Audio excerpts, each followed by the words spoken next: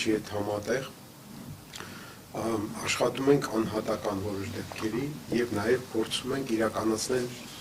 վերադարձած գերիների հոգեբանական իրողության գնահատում։ Այս տվյալ երեկվա դրությամբ մենք մոտավորապես 40 շուրջ գրեթե 40 գերիների այցելել ենք եւ նաեւ բացի դրանից մենք իրականացնում ենք ընտանիքի հոգեվիճակի գնահատում։ Դուք գիտեք, որ ընտանիքը մի այդպիսի օրգանիզմ է, որ երբ որ մի օրգանը վատ վիճակում է, ամբողջ ընտանիքի վրա դա կարող է անդրադառնալ եւ գերիների այդ դժվարությունները, հոգեբանական կտանքները, որոնց իրենք ենթարկվել են բացակայության ընթացքում ամբողջ ընտանիքի փոփոխությունները, դինամիկան այսօր կարող են նաև իրենց անցանկալի հետևանք ունենալ թե երեխաների, թե միջանձնային հարաբերությունների ընտանիքի մեծերի մեջ։ Ես կուզենայի մի քանի կարևոր այդպես շեշտադրումների մասին խոսել մեր գերիների հետ ունեցած հոգեբանական հանդիպումները, ինչպես խմբային, այնպես էլ անհատական ֆորմատով ցույց են տալիս, որ մեր հասարակության մեջ մի տեսակ կարծես խառնավորված, այսպես ստիգմատիզացիայի ենթարկված վերաբերմունք կա գերիների նկատմամբ։ Գերիներին ավելի դիտարկում են որպես հասարակության, հայրենիքի համար թշնամի խորտ, անցանկալի շերտ, իհարկե ոչ բոլորը, բայց այդպիսի երևույթ կա։ Ես կարծում եմ, որ այնպես ինչպես հիմա մենք մտահոգ ենք այնտեղ գտնվող 23 անձանց վերաբերյալ, անկախ նրանց նախկին սոցիալական դիրքից, ստատուսից, մենք բոլորի համար ցավում ենք, մտահոգ ենք եւ ամեն կերպ փորձում ենք աջակցել։ Այդ տրամադրությունը պետք է շարունակվի մեր հասարակության մեջ, երբ որ նրանք վերադառնում են։ Ամեն կերպ փորձենք իրենց աջակցել, օգնել, որովհետեւ երբ որ շատ ինչի ենք մենք ցանկի մեջ, ես հիմա թվեր չեմ ուզում այդպես հայտարարել, բայց ցանկի մեջ մենք ունենք մեծ քանակով նշված անձանց, ովքեր այնուամենայնիվ որոշել են հեռանալ երկրից, որտեղ այստեղ իրենց համար նպաստավոր հոգեվիճակ կամ սոցիալական մթնոլորտ չի ստեղծված։ Եվ մյուս կարևոր հարցը ես կուզենայի նաև օգտվել այս հնարավորությունից եւ մեր ապահովության նրանց հոգեբանական բացի աջակցությունից, որը ի շնորհակալություն, ասենք Լիբերտասի կամ ուրիշ հոգեբանական աջակցության կենտրոնների մենք կարողանում ենք կազմակերպել։ Դա այս պահին ցավոք սրտի չի հայտնվել պետական հոգացության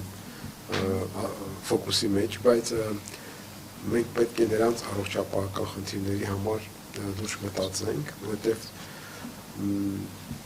իմ կարծիքով շատ անգամ նրանք գերի են ընկել ոչ իրենց սեփական սխալի հետևանքով, իրավիճակային է եղել եւ յուրաքանչյուր գերի ունի իր կյանքի պատմության շեշտադրումները, թե ինչու է դա այդպես պատահել։ Մենք կարծում եմ, որ ազգովի կարող ենք մտածել նրանց աջակցելու մասին, ոչ թե այբանելու կամ նրանց մեղադրելու, որ ինչու եք դուք գերի ընկել։ Ես հավատացնում եմ ձեզ, որ մեզանից յուրաքանչյուրը պատերազմի պայմաններում կարող էր գերի ընկել։ Իրավիճակը այդ անհատի ձեռքերում չէր, որ ինքը կանխեր այդ գերի ընկնելու փաստը։ Եվ ուզում շնորհակալություն հայտնել այստեղ ինչպես իրավապաշտպան կազմակերպությունից մենք համատեղ որոշակի հստակեցումներ արեցինք, ինչպիսի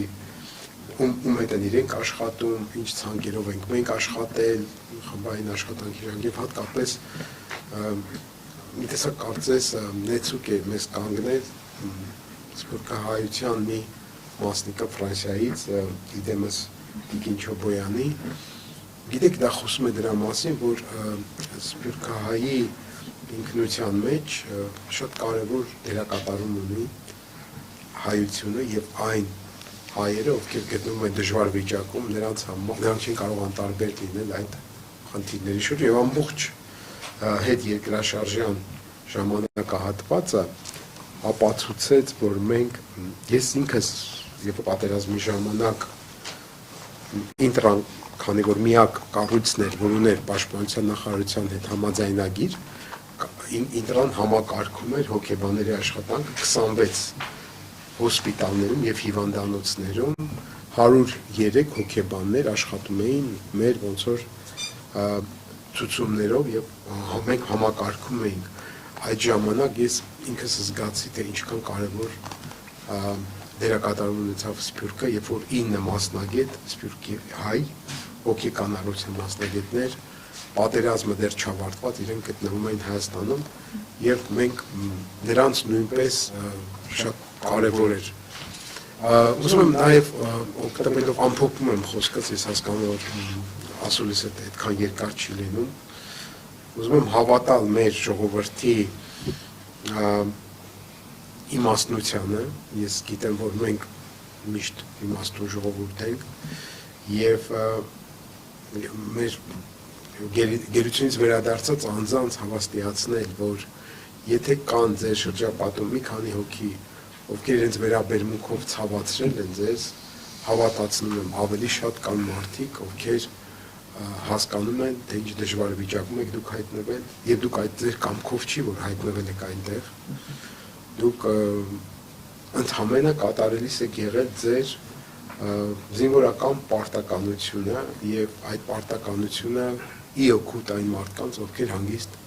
ապրել են Հայաստանում եւ փորձել են կառավարել կազմակերպել իրենց ամենօրյա կյանքը։ Ես կարող եմ անվերջ խոսել նրանց խնդիրների մասին, բայց բնականաբար դա յուրաքանչյուր առանձին կարելի է մեծ վեբ գրել կամ ֆիլմ նկարել